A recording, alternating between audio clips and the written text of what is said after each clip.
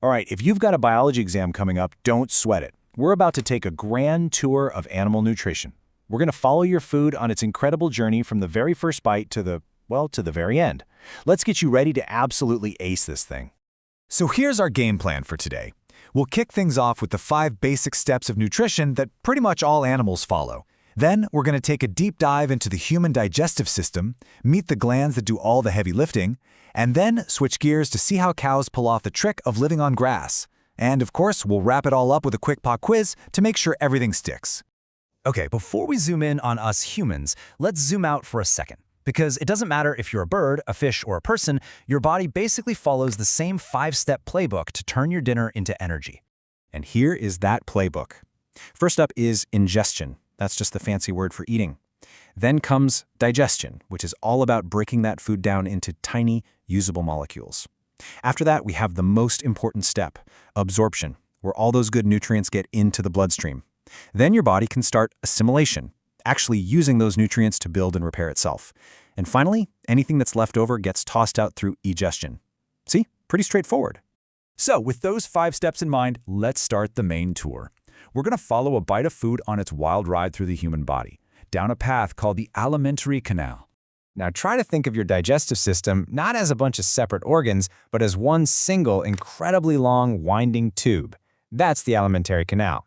It's a continuous path that kicks off in your mouth, also called the buccal cavity, and takes a really long and twisty journey all the way to the other end. The whole process starts the second food enters your mouth. Your teeth go to work, acting like grinders to break it all down. Then your tongue mixes everything up with saliva, and this is where the real chemistry begins. Believe it or not, an enzyme in your saliva starts breaking down starches into sugars before you even swallow. From there, the food gets pushed into the esophagus.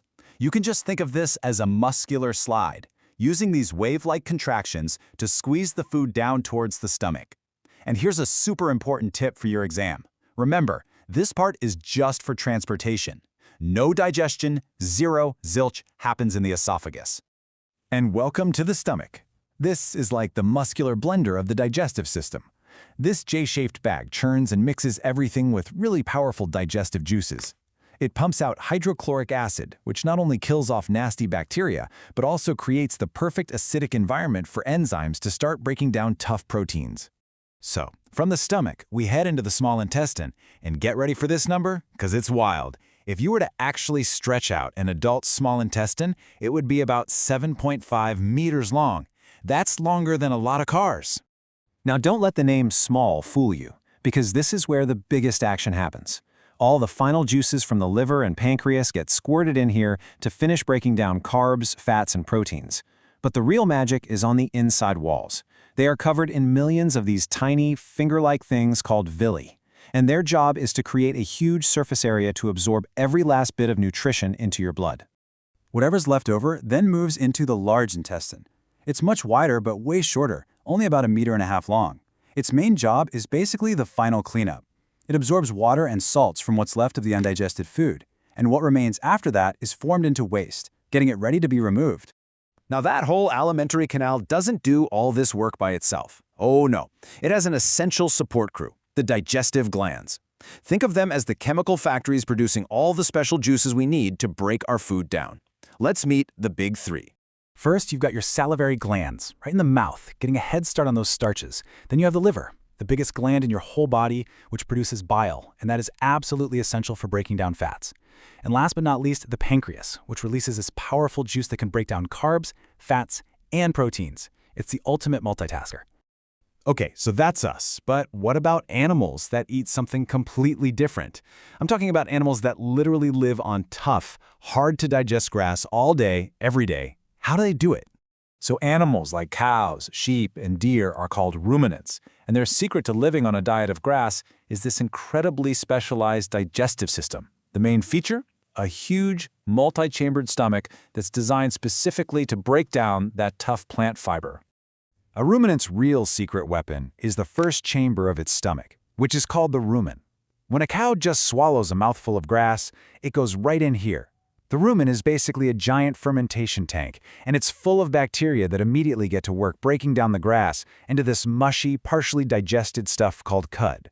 And this whole setup leads to the famous process of rumination, or as you probably know it, chewing the cud. The cycle is kind of weird but super efficient. The cow swallows grass, bacteria in the rumen turn it into cud, then the cud comes back up into the mouth, the cow then chews it really well before swallowing it for good to be fully digested. So there you have it, 2 totally different game plans for digestion. Let's put them side by side so we can really see the key differences that let a cow live on your lawn while you definitely can't. Let's just boil it down to the big 3. Humans, we have one simple stomach chamber. Ruminants, they have a complex stomach with 4 chambers. This allows ruminants, with help from those special bacteria, to digest cellulose. That's the tough stuff grass is made of. We just can't do it. And of course, we don't chew our cud. That whole rumination process is all them. So, when it all comes down to it, why can a cow eat grass and you can't? It's all because of their specialized stomach and the army of bacteria living inside it. Those tiny microbes have the special tools, the right enzymes, to unlock all the energy that's stored in cellulose. Our digestive system just wasn't built for that job. Okay, you made it through the grand tour of digestion, so it's time to lock in all that new knowledge. Let's do a couple of quick questions to make sure you're totally ready for that exam. All right, first question. What do you call those tiny, finger-like things inside the small intestine that do all the work of absorbing nutrients? And the answer is villi. That's it. These little guys are the key to absorption, creating a massive surface area to pull all the good stuff from our food into our blood.